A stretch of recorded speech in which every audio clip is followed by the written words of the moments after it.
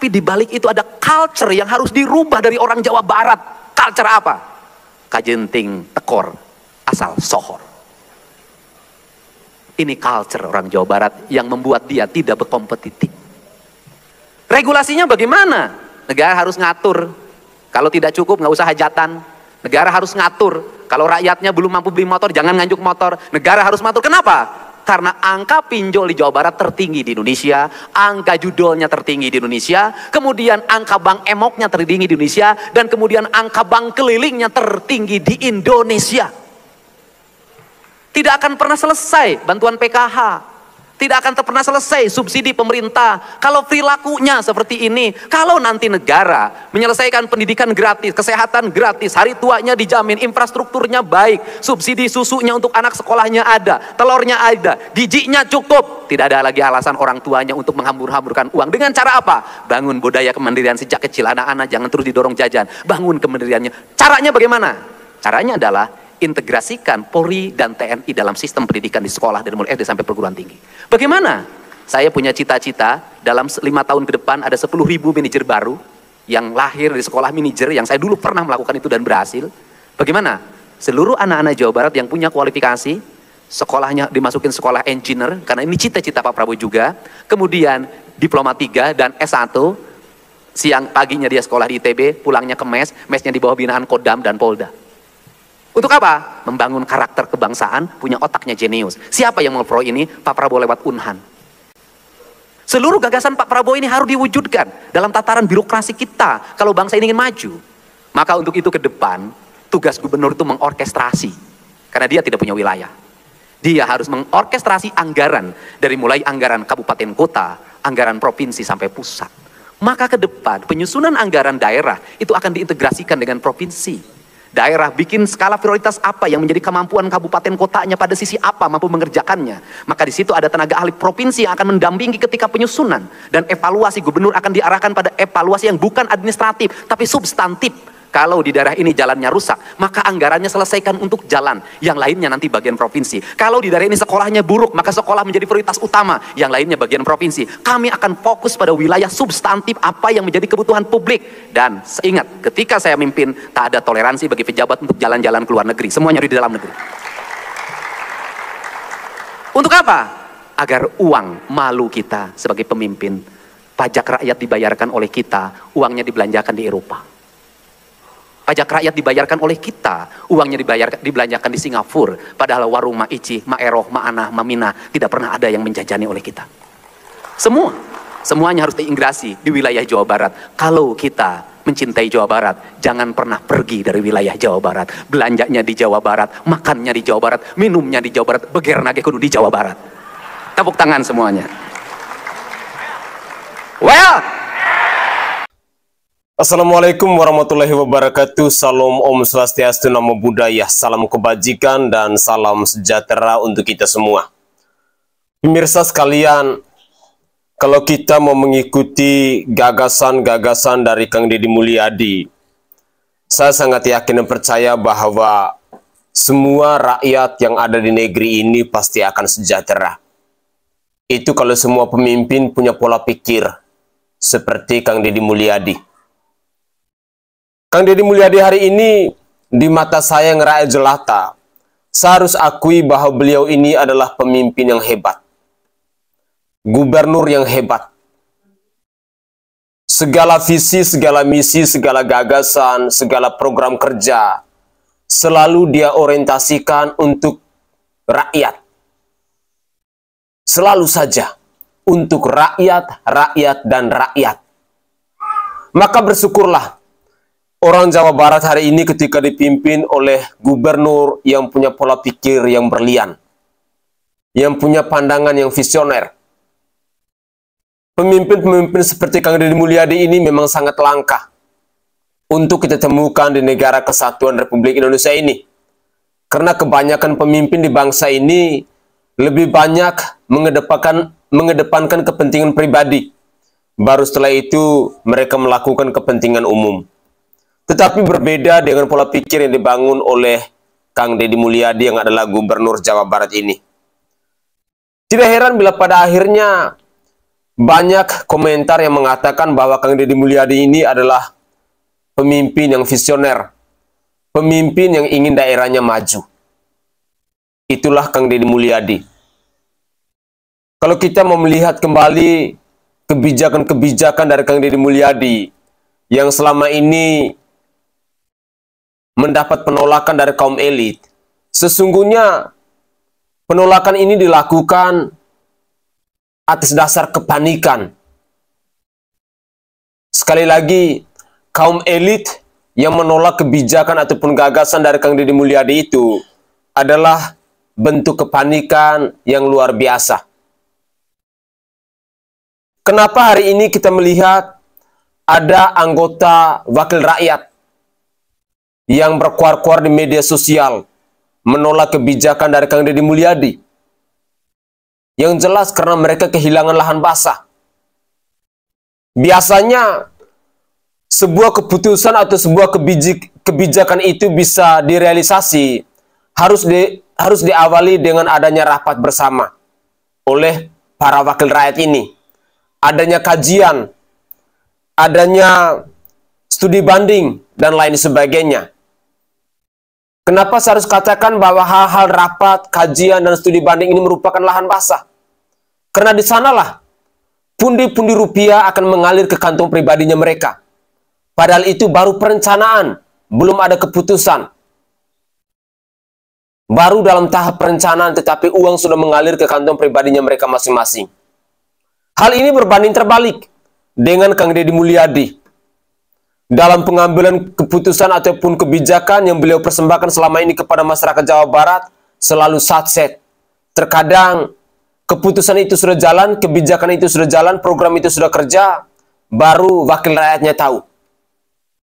Inilah bedanya pemimpin yang berpihak kepada rakyat dengan pemimpin yang hanya berpihak kepada dirinya sendiri.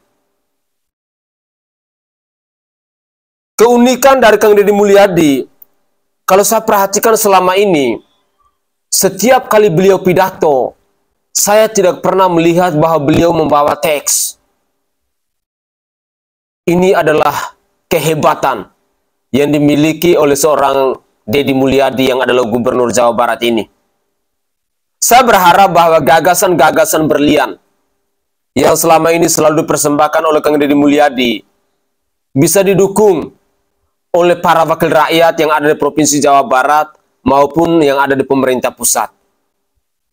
Khususnya kepada kalian yang adalah wakil rakyat, kalian semestinya malu ketika ada pemimpin yang cara kerjanya satset seperti Kang Deddy Mulyadi ini. Kalian harus malu. Gebrakan-gebrakan dari Kang Deddy Mulyadi ini sesungguhnya telah membuka mata hati kami yang rakyat, bahwa selama ini ternyata kalau semua wakil rakyat punya pola pikir dan cara kerjanya seperti Kang Deddy Mulyadi, saya sangat yakin bahwa uang dari rakyat itu bisa dimanfaatkan untuk kesejahteraan rakyat. Tetapi ternyata wakil rakyat ini mereka lebih mengutamakan kepentingan mereka sendiri. Makanya kenapa harus ada rapat? Kenapa harus ada kajian? Kenapa harus ada research? Kenapa harus ada studi banding? Biar uangnya itu mengalir dulu, masuk dulu ke kantong pribadinya mereka. Sudah dapat 50 atau 100 juta, mungkin sampai dengan lebih dari itu, baru sisanya mereka persembahkan untuk rakyat. Bahwa oh, program kebijakan kita yang dulu kita agendakan akhirnya terlaksana. Akhirnya terrealisasi. Yang nominal awalnya mungkin 1 triliun, yang mengalir ke masyarakat sisa tinggal 500 juta. 500 jutanya sudah diembat oleh wakil rakyat.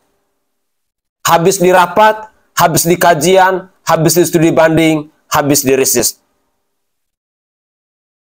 Saya berharap bahwa dengan gebrakan-gebrakan dari Kang Deddy Mulyadi ini, kalian yang adalah sebagai wakil rakyat harus tahu diri, tahu malu, bahwa kalian itu dibayar oleh rakyat, dinafkahi oleh rakyat.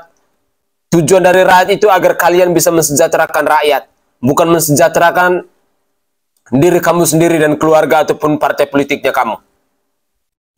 Mari kita simak lagi komentar dari netizen berikut ini. Halo, Bapak Deddy Mulyadi atau KDM, nama populer Anda. Anda itu kok makin lama, makin kesini itu makin meresahkan. Meresahkan masyarakat luas, meresahkan masyarakat umum. Anda itu keterlaluan. bikin heboh aja. Anda itu membuat warga yang bukan warga Jawa Barat jadi gelisah, jadi iri. Mereka juga kepingin punya pemimpin, punya gubernur seperti Anda. Yang Anda sudah lakukan ini, itu adalah revolusi mental yang sesungguhnya, yang sebenarnya.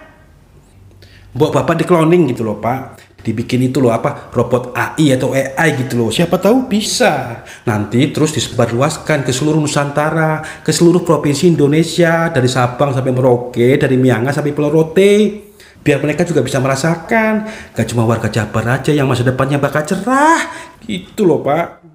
Maaf ya Pak. Assalamualaikum, sehat-sehat selalu ya Pak. Sampurasun, I love you. Ada yang lagi hangat, lagi menarik, banyak yang kontra dengan Deddy Mulyadi, Gubernur Jawa Barat. Tentunya biasanya lawan-lawan politik yang memang mungkin belum move on, mungkin belum bisa menerima, mungkin mencari celah apapun dicari-cari dengan kebijakan-kebijakan yang sedang dilakukan sekarang oleh Gubernur kita Kang Deddy Mulyadi. Saya masyarakat Jawa Barat, tentunya dengan adanya Gubernur Kang Deddy Mulyadi ini, saya pribadi, keluarga menyikapinya, inilah seorang pemimpin yang langsung terjun, yang langsung terlihat, yang langsung bergeraknya jelas, ada tindakan, ada prakteknya, bukan teori dan bukan wacana gitu kan. Terus tindakan-tindakan ini terukur, jelas, dan effortnya, hasilnya nanti seperti apa sudah jelas hasilnya. Nah, di sini nih ada salah satu tokoh politik yang mungkin saya juga baru tahu, namanya Mang Ono, si Gondrong pokoknya. Dulu sering terlihat di baliho-baliho. Setiap belokan kalau saya mau ke Sumedang, itu tiap perempatan ada Ono Surono, Ono, wah pokoknya Ono Opo segala ayah Mang Ono. Tiba-tiba beliau sekarang menunjukkan bahwa dia muncul ada di dunia perpolitikan dan menjadi sebagai yang mengcounter ya. Setiap kebijakan-kebijakan dari Kang Deddy Mulyadi ini selalu ada yang kontra dengan beliau. Tapi saya masyarakat Jawa Barat sah-sah saja, silakan, itu politik. Berpolitik dalam dunia demokrasi. Tentunya saya pribadi yang menyikapi bahwa Kang Deddy ini luar biasa. Selalu Kang Ono ini, Mang Ono ini, selalu bahwa yang dilakukan oleh Kang Deddy ini selalu agak beda gitu, mungkin agak minus lah. Nah, silakan untuk warga net, warga TikTok, mungkin tidak harus orang Jawa Barat, boleh dicari Ono Surono. Ono ini selalu beda aja, beda ya. Beda, mungkin beda pendapat, beda rasa, beda feeling, atau memang belum move on ini kekalahannya pun karena beliau ini tiba-tiba menghilang saat pencalonan gubernur, tidak ada dan tidak muncul. Yang ditarik justru bukan beliau, padahal dia ngiklannya udah gede-gedean. Waduh, apakah berpikir mungkin belum menerima, pengen dia naik lagi? Apakah ada yang kenal dengan Mang Ono? Boleh, ataupun nanti dilihat, ataupun silakan dikomentari saya kalau memang setuju warga Jawa Barat dengan Mang Ono ini. Kemarin kan dia bukan membela ya, mengkantar juga masalah aura cinta ya, yang dari Bekasi itu. Ya jelas-jelas warganet bukan membuli ya, realita gitu kan, realita memberikan apa yang diutarakan lah gitu ya. Ih punten panggil-panggil neng, panggil-panggil iya pegang salah handphone. Saya baru pakai helm, saya juga mau jalan. Nah ya, jadi buat semua warga Jawa Barat silakan berkomen di sini di VT saya. Menurut Anda, akang-akang, teteh, gimana sih sekarang Kang Deddy Mulyadi lakukan buat Jawa Barat ini? Apakah sudah cocok dengan Anda? Ataupun Anda mengikuti, boleh di-searching dulu Mang Ono sesuai Ono Opo gitu ya. Ada Ono di mana-mana, tiba-tiba menghilang di baliho. Itu aja dari saya. Mudah-mudahan Mang Ono sing sehat ya, nggak apa-apa, ini namanya juga demokrasi. Tapi saya sebagai warga Jawa Barat, saya lebih pro ke beliau, Kang Deddy Mulyadi. Wassalam, salam sehat, ono wae. Assalamualaikum warahmatullahi wabarakatuh. Saya Mas Wahyu Madura ingin menyampaikan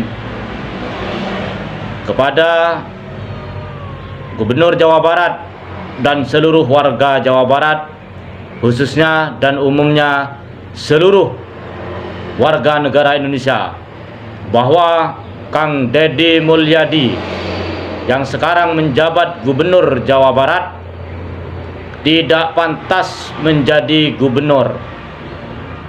Sekali lagi saya ingin mengatakan bahwa Kang Deddy Mulyadi, Gubernur Jawa Barat, tidak pantas menjadi gubernur. Pantasnya menjadi Presiden Republik Indonesia. Sekian dari saya, Mas Wahyu Madura. Wassalamualaikum warahmatullahi wabarakatuh. Tepat sekali bahwa Kang Deddy Mulyadi yang adalah Gubernur Jawa Barat itu sebenarnya tidak pantas untuk menjadi gubernur di Jawa Barat. Beliau lebih pantas untuk maju sebagai orang RI 1 atau RI 2. Karena rakyat Indonesia membutuhkan figur pemimpin seperti Kang Deddy Mulyadi.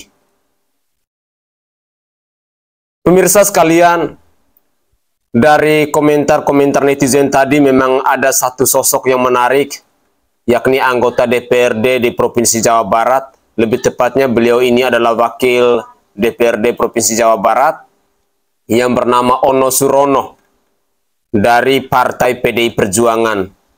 Ada beberapa cuplikan video yang mengatakan bahwa Ono Surono ini memang tukang nyinyir. Wajar saja bila masyarakat Jawa Barat tidak menyukainya. Lebih banyak mengeluarkan kritikan-kritikan pedas kepada Ono Surono yang adalah anggota DPRD di Provinsi Jawa Barat ini.